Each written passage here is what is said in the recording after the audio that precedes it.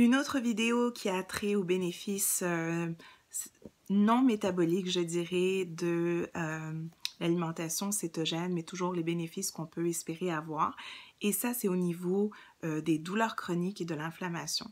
Sujet qui me tient particulièrement à cœur parce que dans ma pratique personnelle, j'ai énormément de patients atteints de douleurs chroniques et on se trouve très impuissant en tant que soignant à offrir des solutions qui fonctionnent. Souvent, nos patients ont essayé une bonne dizaine de médicaments différents, ont des douleurs incapacitantes, ont une atteinte de leur autonomie ou de leur fonctionnement, s'arrêtent parfois de travailler, d'avoir des hobbies, parce qu'ils ont une douleur qui les habite 24 heures sur 24, 7 jours sur 7, qui affecte leur sommeil, qui affecte leur qualité de vie, leurs relations sociales.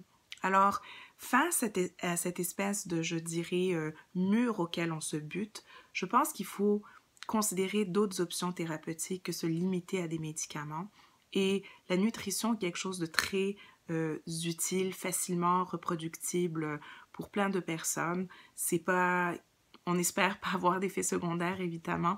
Et c'est quelque chose qui peut se faire chacun à son rythme dans sa propre maison. Alors moi, à date, j'ai des expériences très positives par rapport à l'alimentation céto et le LCHF chez des patients atteints de douleurs chroniques.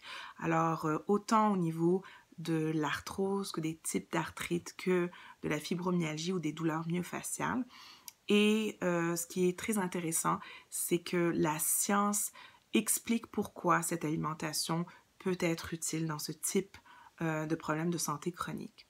Alors, je vais expliquer en des termes très simples et très brefs pourquoi ce type d'alimentation peut être utile.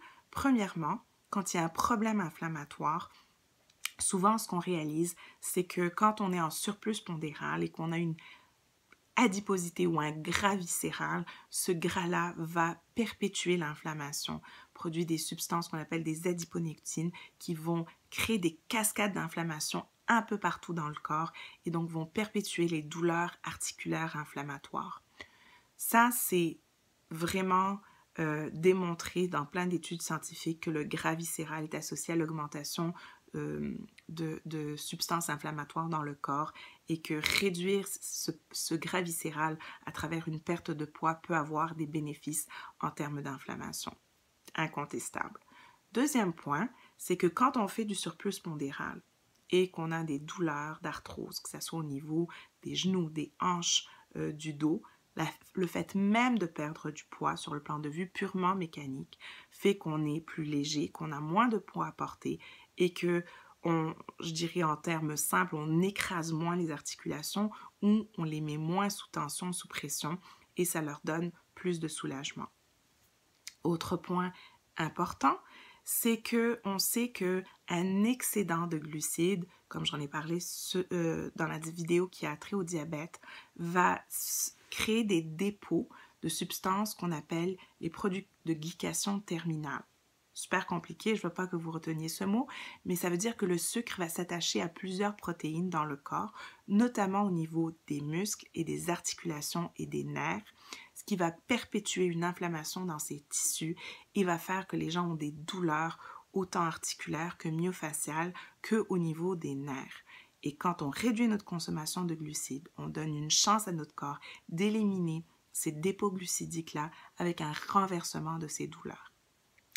Je pense que le dernier point, le point le plus important, c'est que les corps cétoniques ont un bénéfice à plusieurs niveaux. Donc, quand on arrête de manger des glucides, qu'on va chercher le gras alimentaire ou notre propre gras corporel comme une source d'énergie, que ce gras est transformé en corps cétonique, les corps cétoniques eux-mêmes ont des bénéfices. Un, au niveau de l'inflammation, on pense qu'ils contrent l'inflammation dans la majorité des tissus. Deuxièmement, ils ont un effet positif dans certaines zones du cerveau pour renverser la transmission du message douloureux. Donc, un peu comme un effet anticonvulsivant. On donne les anticonvulsivants en douleur chronique parce qu'ils diminuent la transmission du message douloureux. Mais à ce moment-là, on a la même chose. Ça diminue la transmission du message douloureux au niveau de notre moelle épinière et au niveau de notre cerveau. Toujours en termes de corps cétonique, l'utilisation du corps cétonique dans les mitochondries se fait de manière beaucoup plus efficace. On développe beaucoup plus d'énergie avec beaucoup moins de déchets au niveau des mitochondries. On pense maintenant que plusieurs maladies dites de douleurs chroniques musculaires ou myofasciales, comme la fibromyalgie, sont des maladies où il y a une dysfonction, une mauvaise fonction des mitochondries. Et quand tout à coup, les mitochondries commencent à utiliser les corps cétoniques à la place du sucre, elles deviennent beaucoup plus performantes, créent beaucoup moins de déchets et en conséquence beaucoup moins de douleurs au niveau des muscles. Alors, juste pour vous dire, si vous êtes atteint de douleurs chroniques, faites l'essai un mois de temps et regardez si ça peut vous apporter des bénéfices. Les autres effets bénéfiques par rapport à la douleur chronique, c'est que l'alimentation cétogène a tendance aussi à améliorer l'humeur, à stabiliser le sommeil, à améliorer l'attention et la concentration, qui sont souvent aussi des problèmes associés avec les syndromes de douleur chronique. Donc, ça ne serait pas juste des bénéfices purement au niveau de la douleur et au niveau de la sensibilité corporelle, mais ça pourrait aussi nettement aider sur le plan de vue mental, sur le plan de vue de l'humeur, du sommeil, de l'attention et de la concentration.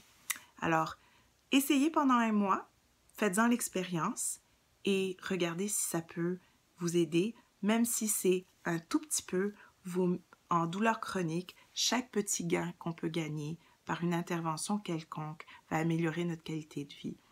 Des fois, ce n'est pas une solution miracle, mais c'est une solution qui va venir augmenter notre qualité de vie, qui va nous donner l'énergie pour pouvoir être plus fonctionnel, faire plus d'activités physiques, sortir de chez nous. Et ça n'a pas de prix. Alors, merci pour votre écoute et merci toujours pour votre intérêt pour la chaîne C'est au santé.